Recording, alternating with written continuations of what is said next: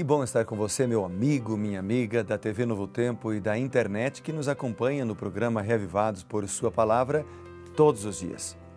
Reavivados por Sua Palavra é um programa de incentivo à leitura da Bíblia, um capítulo todos os dias para sermos transformados, motivados e para ouvirmos a voz de Deus através da Escritura, porque a Bíblia é a voz de Deus falando ao nosso coração.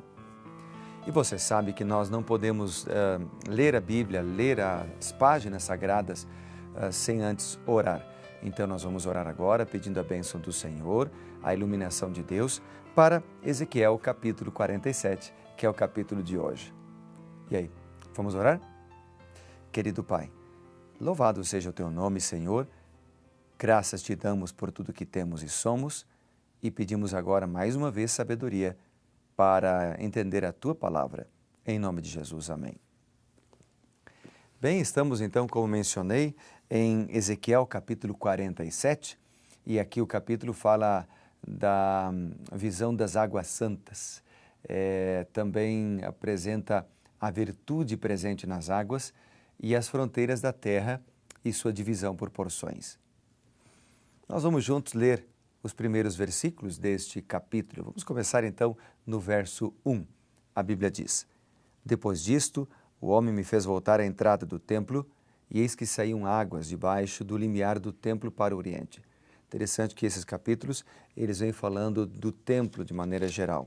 E aqui no capítulo 46, o que lemos ontem, ele apresenta então, você lembra, a questão das festas, e agora apresenta uma figura de linguagem interessante sobre águas que saem do templo. Então ele disse assim, eu vi águas, que saíam do templo. E aí continua dizendo no verso 1, porque a face da casa dava para o oriente e as águas vinham de baixo do lado direito da casa e do lado sul do altar. Verso 2, ele me levou pela porta do norte, me fez dar uma volta por fora até a porta exterior que olha para o oriente, e eis que corriam águas ao lado direito. Saiu aquele homem para o oriente, tendo na mão um cordel de medir, e mediu 1000 côvados.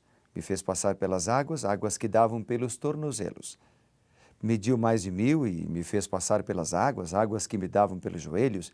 Mediu mais 1000 e me fez passar pelas águas, águas que me davam pelos tornozelos e depois me davam pelos joelhos. E mediu mais 1000 e as águas me davam agora pelos lombos.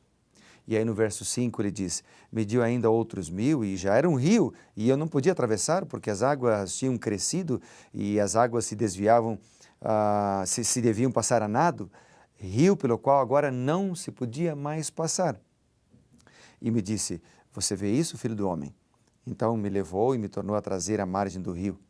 Tendo eu voltado, eis que à margem do rio havia grande abundância de árvores, de um lado e do outro. Então me disse, estas águas saem para a região oriental e descem a campina e entram no Mar Morto, cujas águas ficam saudáveis. Cai no Mar Morto e estas águas ficam saudáveis. Toda criatura vivente que vive em enxames viverá por onde quer que passe este rio. E haverá muitíssimo peixe, e onde chegarem estas águas, tornarão saudáveis as do mar, e tudo viverá por onde quer que passe este rio. Junto a ela se acharão pescadores, desde Engede até Englaim, haverá lugar para se estenderem redes. O seu peixe, segundo as suas espécies, será como peixe do mar grande, em multidão excessiva. Mas os seus charcos e os seus pântanos não serão feitos saudáveis, serão deixados para o sal. Junto ao rio, as ribanceiras de um lado e de outro, nascerá toda sorte de árvore que dá fruto para se comer. Não fornecerá sua folha, nem faltará, não fenecerá, a sua folha, nem faltará seu fruto. Nos seus meses produzirá novos frutos, porque as suas águas saem do santuário. E o seu fruto servirá de alimento, e a sua folha servirá de remédio. Uau, que linda descrição acabamos de ler sobre os rios, as águas que saem do santuário. As águas que saem ali. Do verso 2 até o verso 6, aparece a expressão 1000 côvados, são aproximadamente 600 metros. 4 vezes o homem faz uso do cordel para medir para marcar as distâncias ao longo da corrente de águas que se aprofundava progressivamente, desde os tornozelos até os joelhos, depois para a cintura e, por fim, a uma profundidade tão grande que só podia ser vencida a nado. As águas fluíam em direção a leste, a partir do lado sul do templo. Depois dos versos 7 em diante, as águas se transformariam num rio de cura e um rio de uma fonte de vida abundante para tudo e para todos. Elas fluíam pela região árida e rochosa entre Jerusalém e, interessante, o Mar Morto. Ou seja, Arabá, ou região oriental para o sul, ao longo do Vale do Jordão, até o Mar Morto. Quando alcançassem o Mar Morto, ele se tornaria potável. Ele se tornaria capaz de sustentar a vida para que os pescadores pudessem pescar ali. Sararão as águas, é a expressão. É interessante, essa é uma descrição surpreendente, porque você sabe que o Mar Morto é uma porção de água com maior concentração salina do mundo. E atualmente não pode sustentar a vida de nenhuma espécie de animal aquático. Também é o ponto com a altitude mais baixa no planeta, porque a superfície da água está a 450 metros abaixo do nível do mar. E o mar atinge 450 metros de profundidade. É interessante, essa água é a água da vida. Por onde ela passa, ela dá vida. Por onde ela passa, ela transforma. Ela é capaz de transformar, inclusive, um mar morto, que não tem vida. A água viva que Deus fornecia tinha poder imensurável para renovar. A água viva que Deus fornece hoje restaura, ressuscita a vida. Esse mar que estava morto iria borbulhar com vida em todas as suas margens, desde Engedi até Englaim, diz o texto. Grande quantidade e variedade de vegetação produtiva, árvores frutíferas resultaria desse rio, cujas águas saíam do santuário. Quando nós olhamos para o Evangelho de João, nós vemos uma figura de linguagem semelhante. Evangelho de João, capítulo 7, diz a Bíblia assim. João, capítulo 7, diz a palavra de Deus. João 7, a partir do versículo 37, diz assim a Bíblia. Vamos ler juntos. No último dia, o grande dia da festa, Jesus exclamou: Se alguém tem sede, venha a mim e beba. Quem crer em mim, como diz a Escritura, do seu interior fluirão rios de água, água viva. Isto ele disse com respeito ao Espírito que havia de receber os que nele crescem, pois o Espírito até aquele momento não fora dado porque Jesus não havia sido glorificado.